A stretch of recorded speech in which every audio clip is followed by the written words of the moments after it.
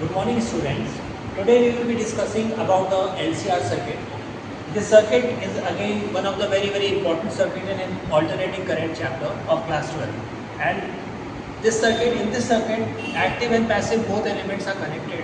Okay, as you have studied about the active and the passive elements, first of all, what is the active element? The active element is the element which doesn't store energy either in the form of a current or in the form of a voltage. Okay, so active element is a resistor, okay, and the passive element is inductor and the capacitor. Inductor stores energy in the form of current and capacitor stores energy in the form of voltage. Okay. So class is clear, both the active and the passive elements are connected in the circuit. All these parameters, all these devices are connected in series. Therefore, the voltage across each of them, either the inductor, capacitor or the resistor, will be different because in the series the voltage is different, current might be the same. So first of all, we will be discussing about the value of a VL. VL is the voltage across inductor. Its value will be IXL. VC will be the voltage across capacitor. Its value will be I into XC. And the VR is the voltage across resistor. Its value will be I into R. See class, in all of the three voltages, the current I is common because all three are connected in series. Okay. That's why. But what is XL and XC? XL and XC is XL is called as inductive reactance.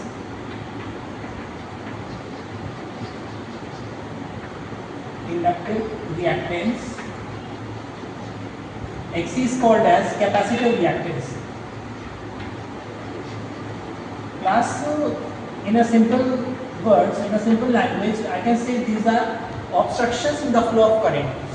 Means XL is the inductive reactance. It is a type of a resistance or the hindrance which is being offered to the flow of current by the inductor. XC is the capacitive reactance. In a simple language, I can say that it is the resistance, hindrance, obstruction to the flow of current which is being offered by the capacitor.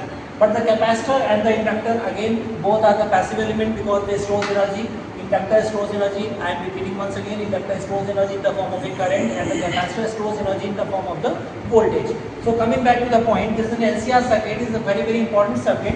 This is an amount of C. The voltage which is being given to the supply is V is equal to 10 sine 100 pi t.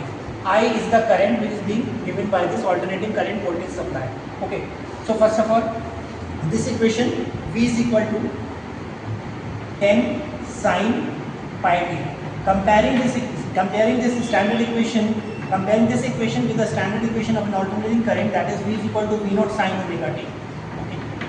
We will be getting the value of the V naught as 10 volt, and that of the omega it is 100 pi. Sine is 100 pi.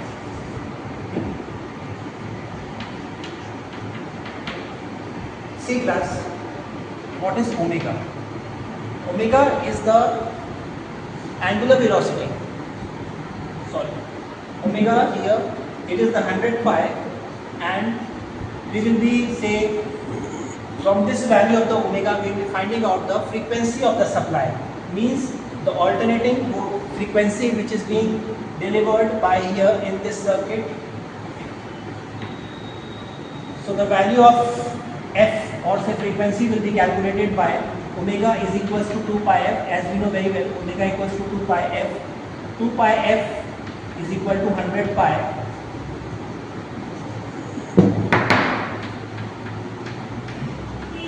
So cancelling pi by both the sides, 2 into 50, f is coming out to be 50 hertz.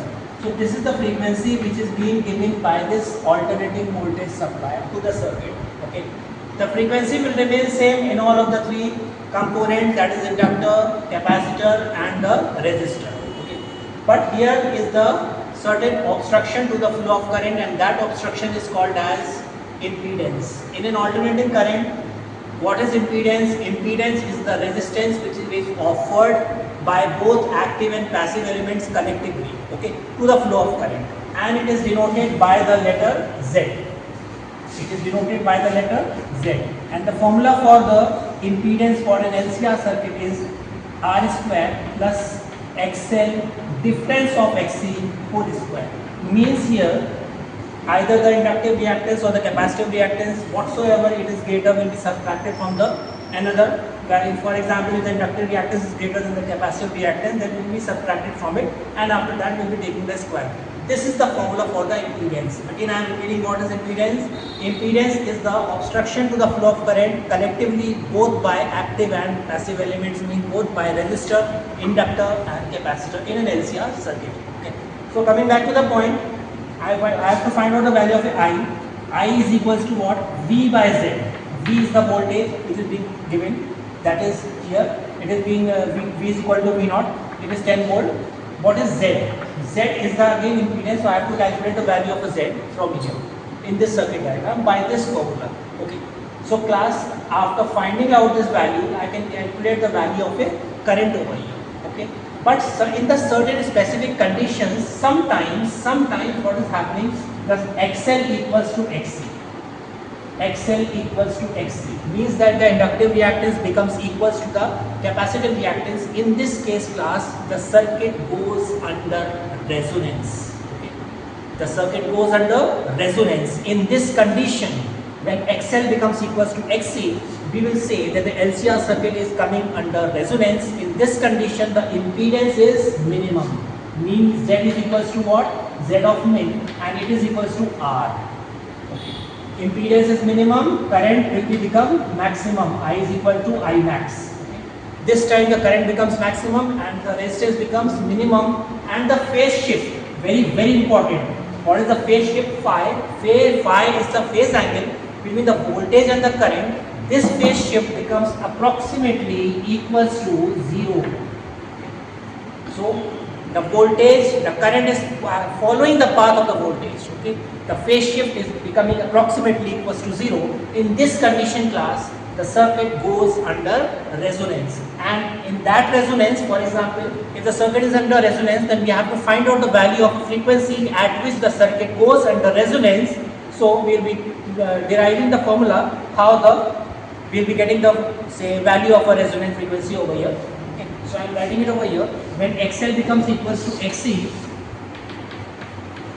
XL is equal to 2 pi FL, XC is equal to 1 upon 2 pi FC. Okay. It means F square equals to 1 upon 4 pi square LC. F is equals to 1 upon 2 pi under root LC. This is the value of the frequency at which the circuit goes under resonance. Whatsoever value of the inductor and what will be the value of the capacitor, we are going to put it over here, and we will be finding out the frequency, and this frequency is the frequency at which the impedance becomes minimum, current becomes maximum, phase shift becomes approximately equals to 0, and we will say that the circuit goes under resonance. Thank you class.